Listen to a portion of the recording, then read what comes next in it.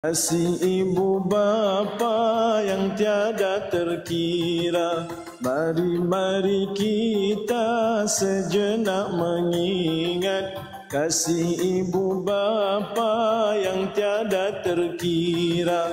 Walaupun dirinya letih serta penat, namun di wajahnya tetap bergembira. Walaupun dirinya letih serta penat, namun di wajahnya tetap bergembira.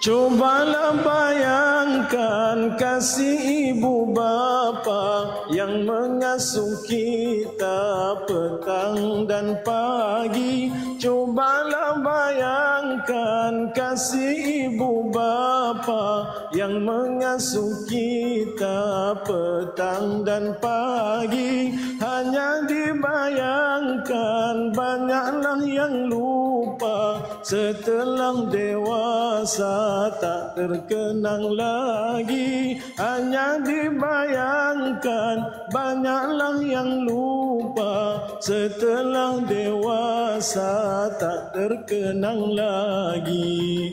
Wahai orang muda, janganlah lupa.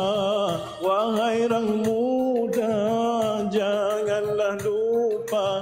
Taatlah kepada dua ibu bapa.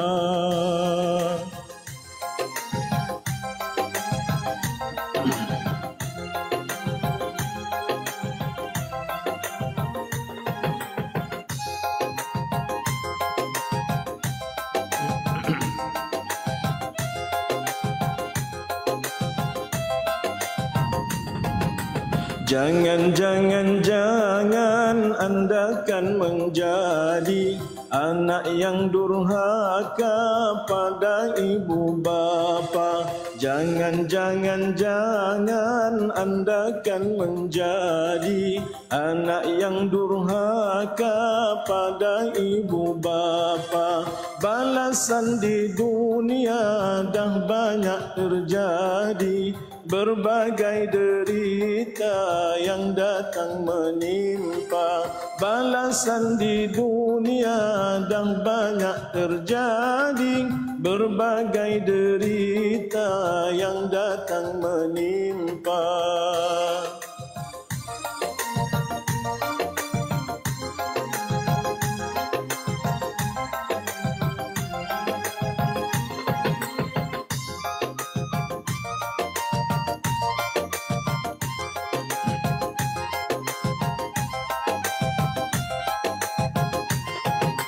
Bila ibu bapa telah dibawa pergi menuju pusara meninggalkan kita.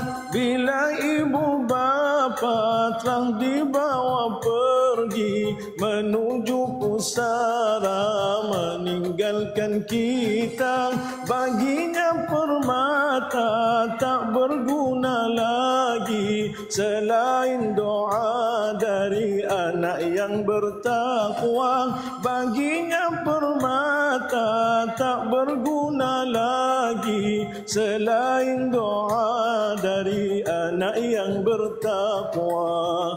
Wahai orang muda, janganlah lupa.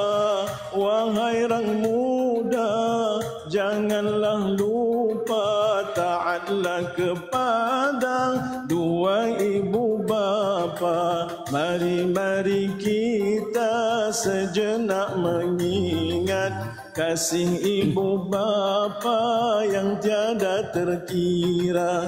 Walaupun dirinya letih serta penat, namun di wajahnya tetap bergembira.